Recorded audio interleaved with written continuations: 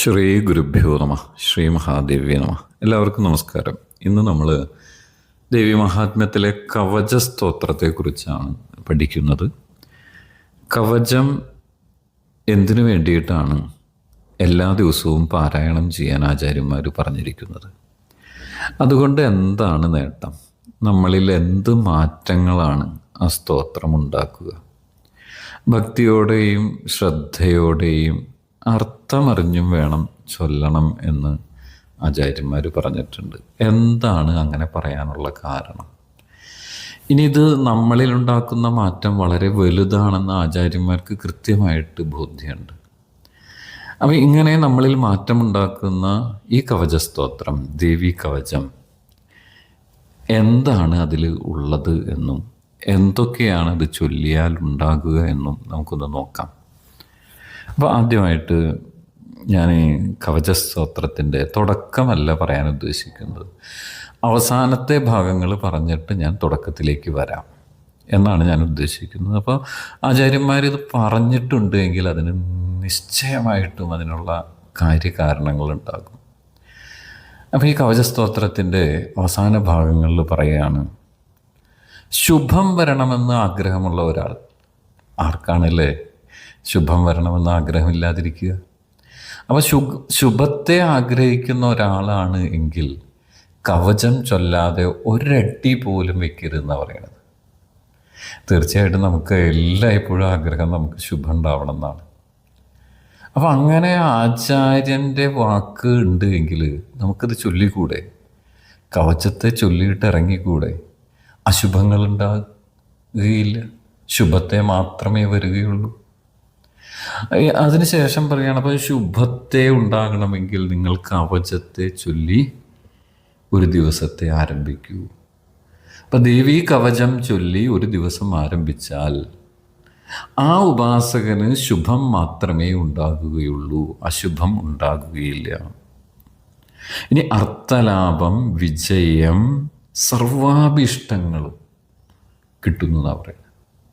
ജീവിതത്തിൽ നമുക്ക് എന്തൊക്കെയാണ് വേണ്ടത്? ധനം ഉണ്ടാവണം. ഒരു ദരിദ്രൻ ഈ കവചത്തെ ചൊല്ലൂ. എങ്ങനെ ചൊല്ലണം? ത്രിസന്ധ്യാം പഠേത്. 3 സന്ധ്യകളിലും ഇതിനെ പാരായണം ചെയ്യൂ. എങ്ങനെ പാരായണം ചെയ്യണം? ഭക്തിയോടെ, ശ്രദ്ധയോടെ, അർത്ഥമറിഞ്ഞ് ഈ കവചത്തെ പാരായണം ചെയ്യൂ. അർത്ഥം ഉണ്ടാവും. ദരിദ്രനാണെങ്കിൽ അവൻ്റെ ദാരിദ്ര്യം മാറും. ദാരിദ്ര്യം ഏതൊക്കെ തരത്തിൽ? അർത്ഥലാഭം എന്ന് ഇവിടെ പറഞ്ഞു. അർത്ഥം എന്ന് വെച്ചാൽ ധനത്തെ മാത്രമല്ല, ദാരിദ്ര്യം ഒഴിവാക്കുക. ദാരിദ്ര്യം മാത്രമല്ല, വിജ്ഞാനത്തിൻ്റെ ദാരിദ്ര്യം, ആരോഗ്യത്തിൻ്റെ ദാരിദ്ര്യം, ഇങ്ങനെ സകല മേഖലകളിലുള്ള ദാരിദ്ര്യവും ഒഴിഞ്ഞു കിട്ടും. ഇവിടെ അർത്ഥലാഭം എന്ന് എടുത്തു പറഞ്ഞിരിക്കുന്നത്, ധനത്തെ ആഗ്രഹിക്കുന്ന ഒരാൾ, ധനം ഉണ്ടാകണമെന്ന് ആഗ്രഹിക്കുന്ന ഒരാൾ രാവിലെ തന്നെ കവചത്തെ ചൊല്ലൂ. ശ്രദ്ധയോടും ഭക്തിയോടും അർത്ഥമറിഞ്ഞും ഇത് പാരായണം ചെയ്യൂ. ഇനി അർത്ഥലാഭം മാത്രമല്ല, സർവ അഭീഷ്ട പ്രാപ്തി, എല്ലാ അഭീഷ്ടങ്ങളും. ആഗ്രഹമില്ലാത്ത ആരെങ്കിലും ഉണ്ടോ? സകല ആഗ്രഹങ്ങളും നിവർത്തിക്കുന്ന പറയണത്. നമ്മൾ ഈ ആഗ്രഹങ്ങൾ കൊണ്ട് നമ്മൾ നടക്കും, അതിന് നിവൃത്തി ഉണ്ടാവില്ല. ആഗ്രഹങ്ങൾ നിവൃത്തി വരാത്ത പക്ഷം ദേഷ്യം വരും. ദേഷ്യം വന്നാലോ പിന്നെ പറയണല്ലോ, സർവനാശമാണ് ദേഷ്യത്തിൻ്റെ ഫലം. അതിൻ്റെ മൂലം കിടക്കുന്നത് ഈ ആഗ്രഹത്തിലാണ്. അപ്പോൾ ഇവിടെ പറയാണ്, കവചം നിത്യവും പാരായണം ചെയ്യുന്നവരുടെ ആഗ്രഹങ്ങൾ സഫലീകൃതമാക്കും. ജീവിതം സന്തോഷകരമാവാൻ വേറെ വല്ലതും വേണം. അടുത്തത് പറയാണ്, വിജയം ഉണ്ടാകും. കൊച്ചുകുട്ടികൾ മുതൽ വലിയവർക്ക് വരെയുള്ളൊരു പ്രശ്നം, ജീവിതത്തിൽ വിജയത്തെ എത്തിപ്പിടിക്കാനാവില്ല, പലപ്പോഴും പരാജയപ്പെട്ടു പോകുന്നു. ഇവിടെ പറയാണ്, കവചം ചൊല്ലുന്ന പുമാൻ അല്ലെങ്കിൽ കവചം ചൊല്ലുന്ന ഉപാസകന് പരാജയത്തെ അഭിമുഖീകരിക്കേണ്ടി വരില്ല. അവനെന്നും വിജയശ്രീലാളിതനായിരിക്കും. ഇപ്പം നമ്മളിവിടെ ആകെ 4 കാര്യങ്ങളെ പറഞ്ഞുള്ളൂ. ഒന്ന് അർത്ഥലാഭം ഉണ്ടാകും, മറ്റൊന്ന് വിജയ ശ്രീലാളിതനാകും, മറ്റൊന്ന് എല്ലാ അഭീഷ്ടങ്ങളും നടക്കും. പിന്നെയോ ശുഭമാണ് ആഗ്രഹിക്കുന്നതെങ്കിൽ നിങ്ങളിത് പാരായണം ചെയ്യൂ. അതുകൊണ്ടാണ് ജീവിതത്തിൽ ആചാര്യന്മാർ പറയുന്നത് നിങ്ങളിത് പാരായണം ചെയ്യൂ. നിങ്ങളുടെ സകല പ്രശ്നങ്ങൾക്കും പരിഹാരം ഉണ്ടാകും. നമുക്കിത് എവിടെ കേൾക്കാൻ നേരം?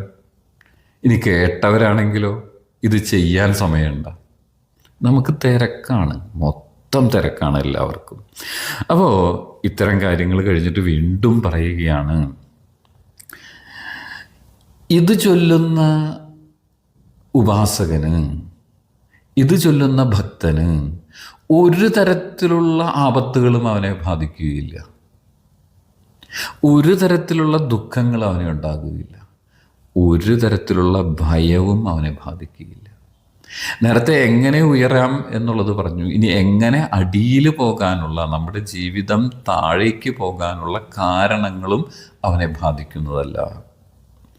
അപമൃത്യു ഉണ്ടാവുകയില്ല. 100 വർഷം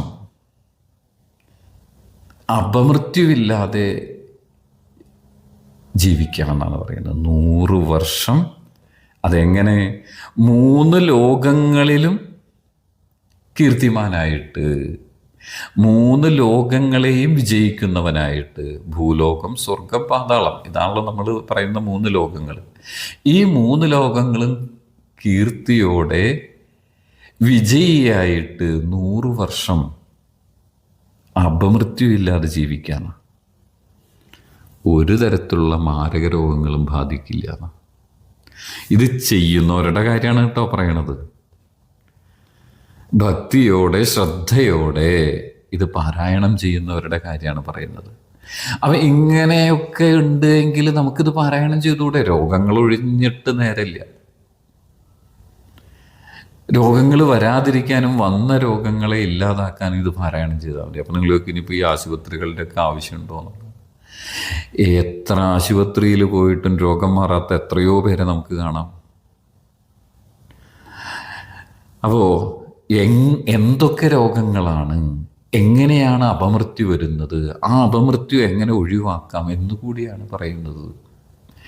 അപ്പോൾ 3 തരത്തിലുള്ള വിഷബാധകളാണ് പറയുന്നത്.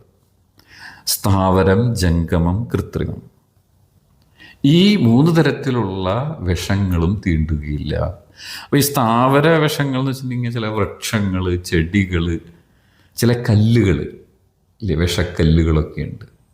ഇതിൽ നിന്നുള്ള വിഷമേൽക്കുകയില്ല.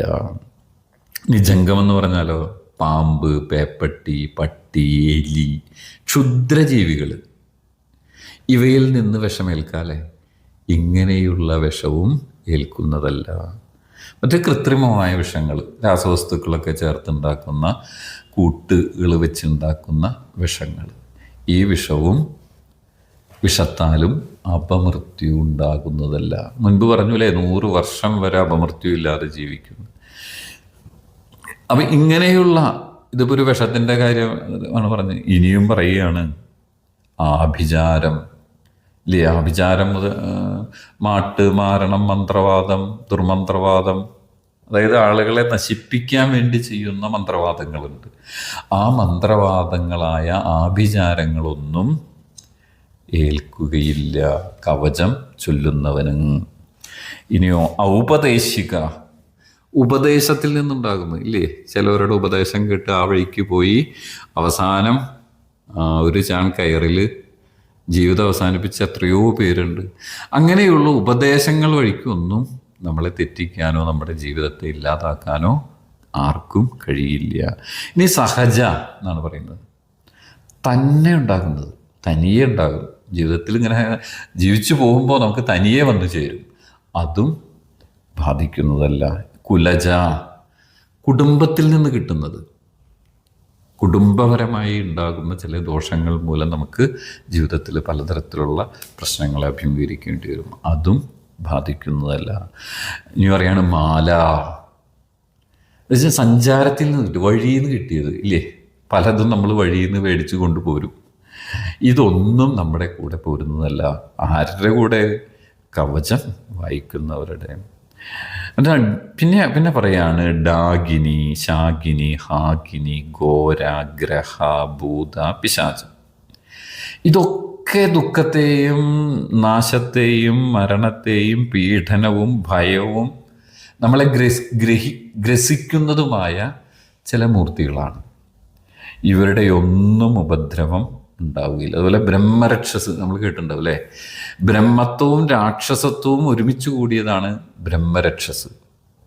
കുഷ്മാണ്ഡ, ഭൂമിയെ തപിപ്പിക്കുന്നവളാണ് കുഷ്മാണ്ഡ. ഭൈരവ, ഭയപ്പെടുത്തുന്നവളാണ്. ഇങ്ങനെയുള്ള ഒരു ദുർമൂർത്തികളും ഒരു ബാധകളും കവചം ചൊല്ലുന്നവൻ്റെ ദർശനമാത്രയിൽ കണ്ടാ മതിയെന്ന ഇത് നശിക്കുന്നു. അപ്പോൾ കവചം ചൊല്ലിയാൽ ഇത്തരത്തിൽ നമ്മളെ ബാധിക്കുന്ന കാര്യങ്ങളാണല്ലോ ഈ പറഞ്ഞത് മുഴുവൻ. ഈ വഴിക്കൊക്കെയാണ് നമുക്ക് ദോഷങ്ങളും ദുരിതങ്ങളും ഉപദ്രവങ്ങളും ഒക്കെ ഉണ്ടാകുന്നത്. ഇത് കവചം ചൊല്ലുന്നവനെ കാണുന്ന മാത്രയിൽ തന്നെ നശിക്കുന്നു. എന്തുകൊണ്ട് നമുക്ക് ഈ കവചത്തെ ചൊല്ലിക്കൂടാ? ആകെ 51 ശ്ലോകമാണുള്ളത്. അതും അനുഷ്ടുപ്പ് വൃത്തത്തിലാണ്. വളരെ ലളിതമായിട്ടാണ് എഴുതിയിരിക്കുന്നത്. മലയാളം അറിയുന്ന ആർക്കും ഇത് വായിക്കാവുന്നേ ഉള്ളൂ. നമ്മളിത് ശീലമാക്കൂ. ആചാര്യന്മാർ എത്ര കണ്ട് പറയുന്നു നമ്മളോടിത് ശീലമാക്കാൻ. രാവിലെ കവചം ചൊല്ലിയിട്ടെങ്കിലും എല്ലാവരും പുറത്തിറങ്ങൂ എന്ന്. ഇത് കഴിഞ്ഞില്ല കേട്ടോ. ഇനി ഇങ്ങനെയൊക്കെ ചൊല്ലിക്കഴിഞ്ഞാൽ ഈ ഉപദ്രവങ്ങളും ബാധകളും ഒക്കെ നശിക്കുന്നു മാത്രമല്ല, പിന്നെ പറയുന്നതാണ് ഭരണാധികാരികളിൽ നിന്ന് ബഹുമാനം കിട്ടും, രാജാവിൽ നിന്നും ബഹുമാനത്തെ കിട്ടും. പണ്ട് നമുക്കറിയാം അല്ലേ, വീരശൃംഖല, പട്ടും വളയൊക്കെ കിട്ടുമായിരുന്നു. അതുപോലെ രാജാവ് ബഹുമാനിക്കണമെങ്കിൽ അതിനുള്ള കെൽപ്പ് വേണം അല്ലേ? അങ്ങനെയുള്ള ശക്തിമാനായിത്തീരാൻ അവരവർ ഏതേതു മേഖലകളിലാണോ പ്രവർത്തിക്കുന്നത് ആ മേഖലകളിൽ അവർ ശക്തിമാനായി. ഇപ്പോഴത്തെ കാലത്ത് നമുക്കറിയാമല്ലേ, പത്മശ്രീ, പത്മവിഭൂഷണൻ, അങ്ങനെ എന്തെല്ലാം ബഹുമതികളാണ്, വലിയ വലിയ ബഹുമതികൾ. അതൊന്നും കിട്ടിയില്ലെങ്കിലും തൊട്ടടുത്ത ഗ്രാമപഞ്ചായത്തിൽ നിന്ന് നല്ലൊരു കർഷകനാണെങ്കിൽ ചിങ്ങം 1-ാം തീയതി കൊടുക്കുന്ന കർഷകശ്രീ അവാർഡെങ്കിലും കിട്ടില്ലേ നമുക്ക്? അതേപോലെ വനിതകൾക്ക്, പുതിയ സംരംഭകർക്ക്, എല്ലാവർക്കും അവരവരുടെ ഭരണാധികാരികളിൽ നിന്ന് ബഹുമാനത്തെ നൽകുന്ന പറയണത്.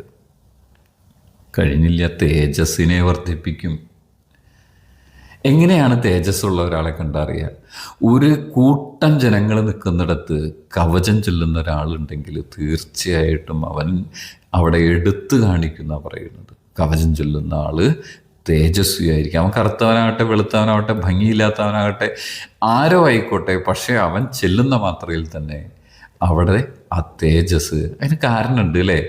ദേവി അഗ്നിസ്വരൂപിണിയാണ് അല്ലേ? ചിദഗ്നി കുണ്ഡസംഭൂത ദേവി. നമുക്ക് കാണാം, ദേവി മഹാത്മ്യത്തിൻ്റെ അടുത്ത ക്ലാസ്സുകളിൽ നമുക്കത് കാണാം. ദേവി ആവിർഭവിച്ചിരിക്കുന്നത് ദേവന്മാരെല്ലാവരും ചേർന്നുള്ള ആ ചൈതന്യത്തിൻ്റെ സ്വരൂപമായിട്ട് ദേവി ആവിർഭവിച്ചതാണ്. ആ കവചം ചൊല്ലുന്നവരിൽ തീർച്ചയായിട്ടും ആ ചൈതന്യമുണ്ടാകും. അപ്പോൾ ആ തേജസ് വർദ്ധിക്കും, ഐശ്വര്യം വർദ്ധിക്കുന്നു. പിന്നെ പ്രത്യേകിച്ച് പറയേണ്ട കാര്യമില്ല. പിന്നെ പറയുന്നത് എന്താണെന്ന് വെച്ചാൽ, ഇത് സപ്തശതി ചൊല്ലുന്നതിന് മുമ്പായിട്ട് കവചം ചൊല്ലിയിട്ട് സപ്തശതിയെ പാരായണം ചെയ്താൽ ഈ ഭൂമണ്ഡലം നിലനിൽക്കുന്നിടത്തോളം കാലം അവൻ്റെ പുത്ര പൗത്ര സന്തതി പരമ്പരകൾ നിലനിൽക്കുന്ന പറയണത്. പലയിടത്തും ഇപ്പം നമുക്കതാണ് പ്രശ്നമല്ലേ? വംശത്തെ നിലനിർത്താൻ പരമ്പരകൾ അറ്റുപോകുന്ന ഒരവസ്ഥ വരുന്നു. കവചത്തെ ചൊല്ലൂ. ഈ ഭൂമിയുടെ ഈ രീതിയിൽ പുഴയും കാടും മലകളും നദികളും ആയി നിലനിൽക്കുന്നിടത്തോളം കാലം അവൻ്റെ സന്തതി പരമ്പരകൾ ഈ ഭൂമിയിൽ ഉണ്ടാകുന്ന പറയുന്നത്. കഴിഞ്ഞില്ല. എന്താണ് അവസാനത്തെ നമ്മുടെ ഒരൊക്കെ ആഗ്രഹമുണ്ട് അല്ലേ? ദേവന്മാർക്ക് പോലും ദുർലഭമായ ആ സ്ഥാനത്തെ ഈ കവചം സ്തോത്രം പാരായണം കൊണ്ട് സിദ്ധിക്കുന്ന പറയണത്. പരമമായ പദത്തെ, ആ ഈശ്വര പദത്തെ അവസാന കാലത്ത് ലഭിക്കുകയും ചെയ്യുമെന്നാണ് പറയുന്നത്. ഇതാണ് കവചം ചൊല്ലിയാലുള്ള ഗുണം. അതുകൊണ്ടാണ് ആചാര്യന്മാർ എത്രയോ വട്ടം നിരന്തരമായി പറഞ്ഞുകൊണ്ടിരിക്കുന്നു കവചത്തെ ചൊല്ലൂ എന്ന്. കവചത്തിൽ എന്തൊക്കെയാണ് പറഞ്ഞിട്ടുള്ളത് എന്നുള്ളത് നമുക്ക് അടുത്ത ക്ലാസ്സിൽ വിശദമായിട്ട് കേൾക്കാം. എല്ലാവർക്കും നമസ്കാരം. നൂറുകണക്കിന് ദേവിമാരെയാണ് ചണ്ഡികാദേവി നമുക്ക് ചുറ്റും നമ്മുടെ രക്ഷയ്ക്കായിക്കൊണ്ട് നിർത്തിയിരിക്കുന്നത്. അത് ഏതേത് സ്ഥാനങ്ങളിലാണെന്നും എവിടെയൊക്കെയാണെന്നും എങ്ങനെയാണ് നമ്മുടെ രക്ഷയെ ചെയ്യുന്നത് എന്നും ആ ദേവിമാരെങ്ങനെയാണ് നമ്മുടെ കവചമായി പ്രവർത്തിക്കുന്നത് എന്നുമൊക്കെ അടുത്ത ക്ലാസ്സിൽ നമുക്ക് വിശദമായി തന്നെ കേൾക്കാം.